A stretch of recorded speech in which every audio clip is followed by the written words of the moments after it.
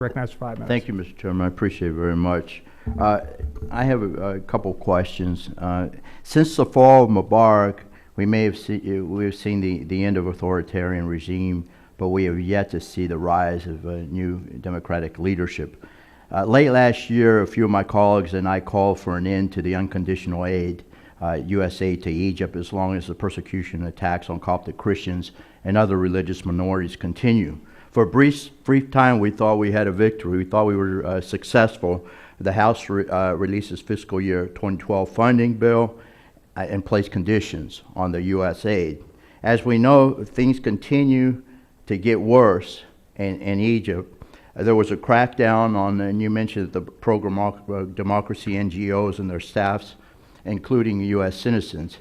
Before moving forward, I want to remind the committee that the Egyptian government has yet to drop the charges on the U.S. citizens, and I want to hear an update on that. But Secretary Clinton and, of course, the Obama administration decided to waive the new restrictions and continue to provide U.S. taxpayer dollars and military aid to a country that disregards the basic principles of human rights and religious freedom. Now, months later, it is clear that their decision to waive was not only untimely, in my opinion, but wholly without merit. The trial, I understand, is scheduled to convene on July 4th, and our U.S. citizens will be tried in absentia. With all that said, I'd like to ask a couple of questions.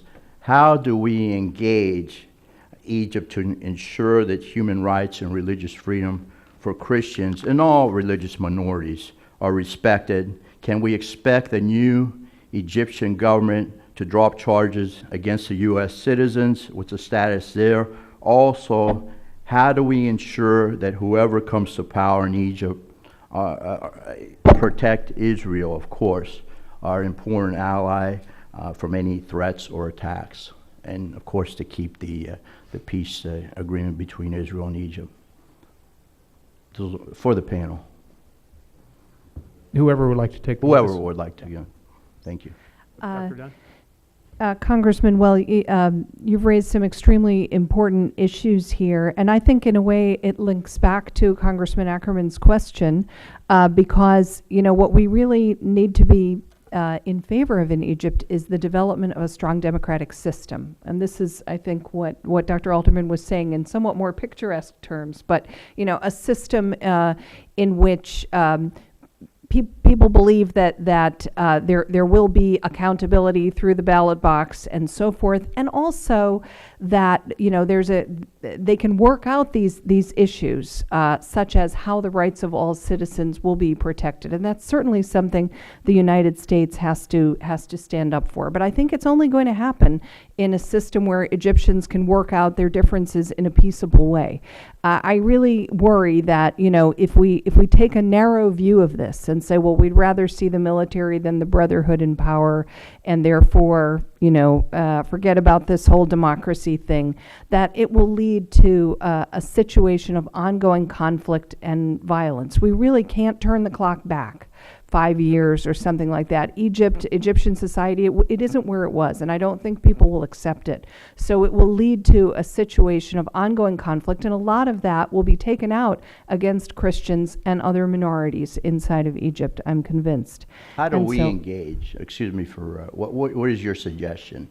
Well, I mean, I think that we do need to continue to provide support to NGOs and stand up for them. Now, before this Parliament was just dismissed, there was a draft new law on NGOs that would have allowed much better conditions, maybe not absolutely perfect, but much better operating conditions for both Egyptian and foreign NGOs.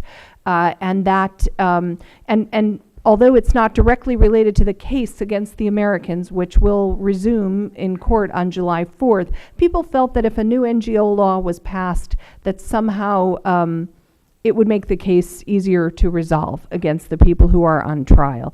And now, all of that has been absolutely thrown up into the air, since there now won't be a parliament for many months in Egypt.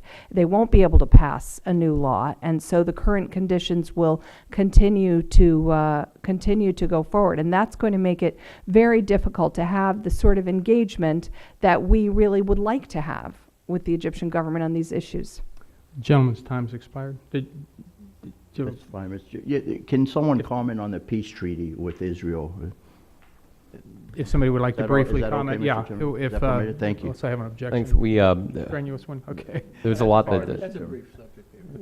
this is it's quite alarming. I think a lot of what we're hearing, but we do have certainly the military being the leading supporter of the peace treaty in Egypt, and we also have statements from senior officials in the Muslim Brotherhood saying that while they find certain provisions of Camp David to be abhorrent or inappropriate, that they're not calling for war. I think that you're going to have a very deteriorating bilateral relationship between Egypt and Israel. I think you could see very clearly a trajectory where the Israeli ambassador and the highest level of representation of the two countries no longer exists, that there is no longer an ambassador, et cetera.